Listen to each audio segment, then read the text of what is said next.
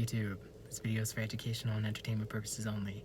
So I wanted to make a brief video on part 2 of transgenderism, or what I'm going to put under it, and specifically in regards to the gods. So when these fallen angels were disconnected, these Anunnaki goddesses and gods, who are the real oppressors, those of us who are doing the oppressing, I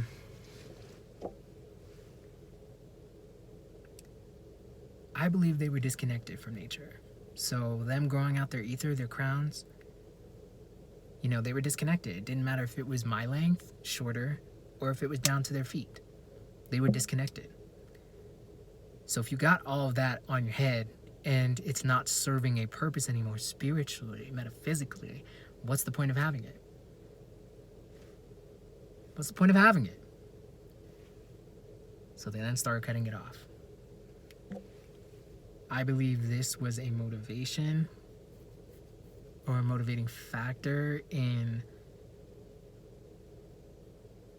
visually constructing a type of society where, or I should say a type of society where they could visually influence those that looked like them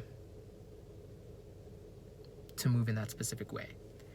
How does this fall under the transgender category? Well, looking back on my life, all of these black men in these spaces are bald. I remember especially when I was in, Nigeria, and it became a conversation because that's where I started to grow my hair. And, all these men were like, "What are you doing?" basically. But now I know for those specific instances and with those men, they've had this information. They know that this connects us more so to our spiritual team, to our angels, to God, to the goddesses on Xylanthia, to Xylanthia, to our ancestors, to nature. The animals will recognize you and speak to you when you got some ether on your head. If you're bald,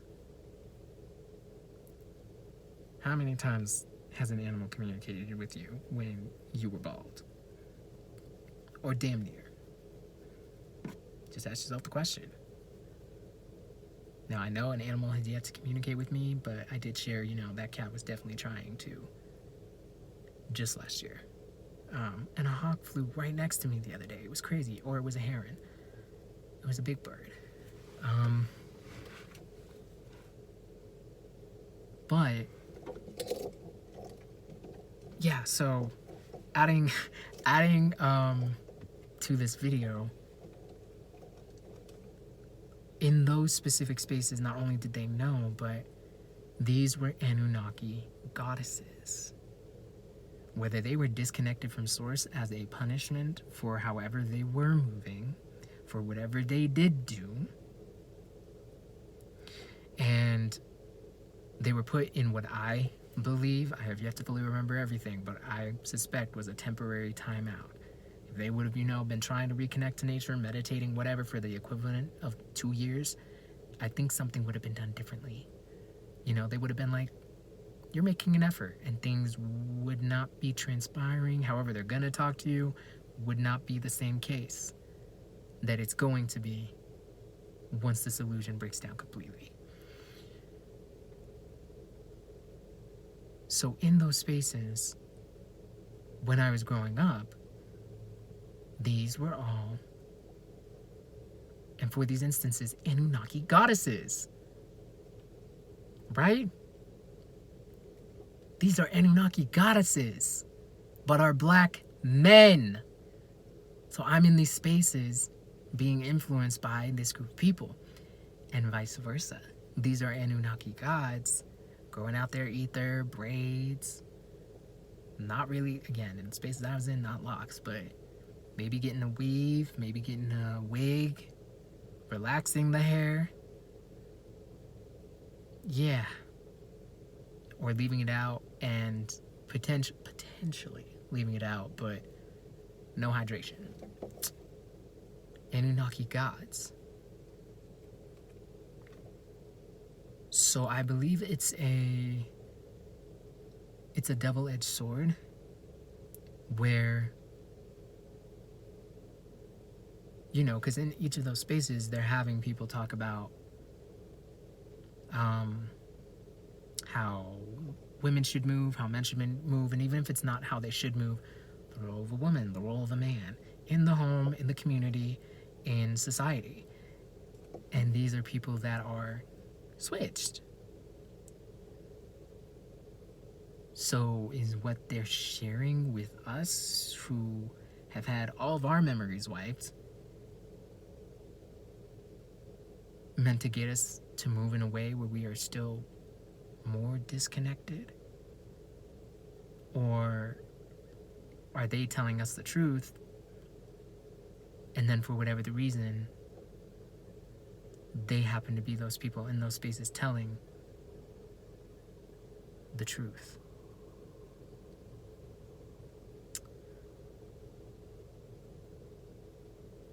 And in that, getting us to potentially cut our own ether.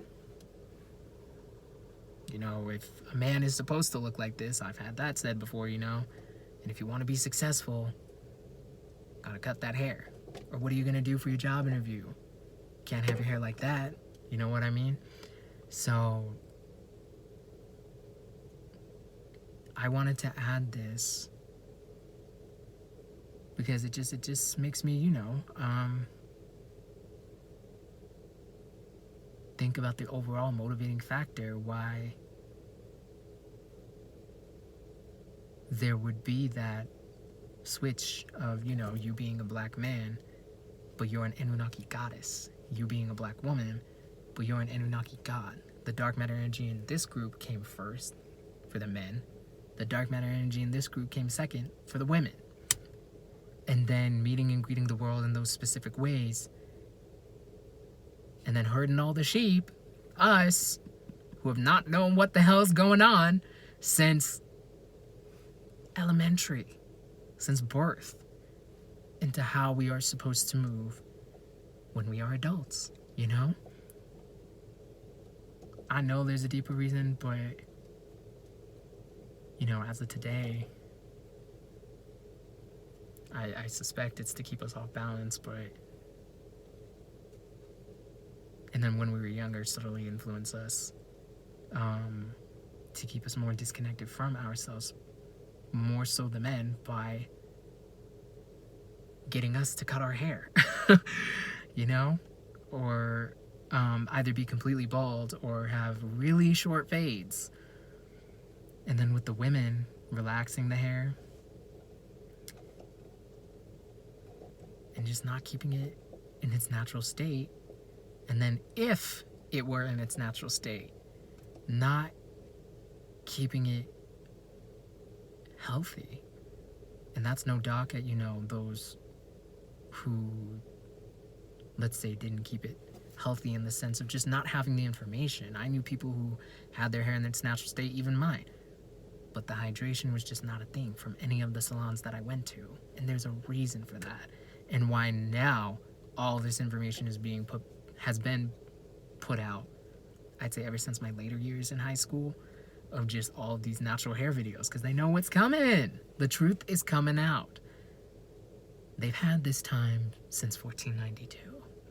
Even without, let's say, this version of the internet, they've had the time and the resources and the knowledge. So yeah, that's this video, part 2, simple, short enough,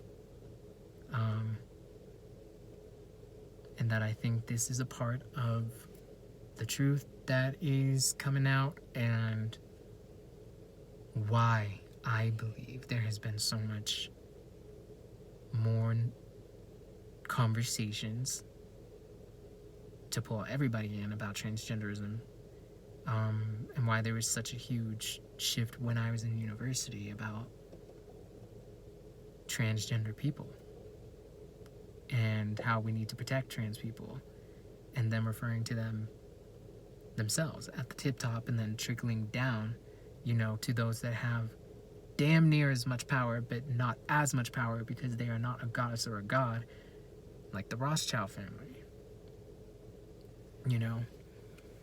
I do believe my father was assigned female at birth, but that's just because of what my spirit is showing me, and him looking completely different in a couple of these experiences that I had sometime this spring, February, March. So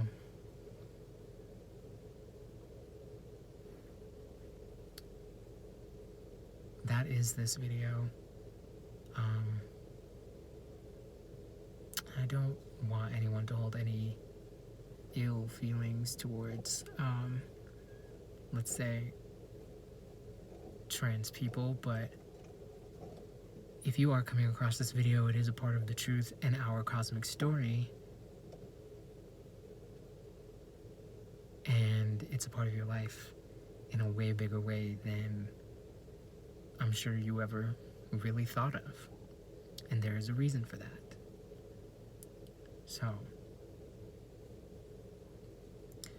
I'm now gonna end this video here and say I send peace and love and protection to all the goddesses and gods of planet Kai.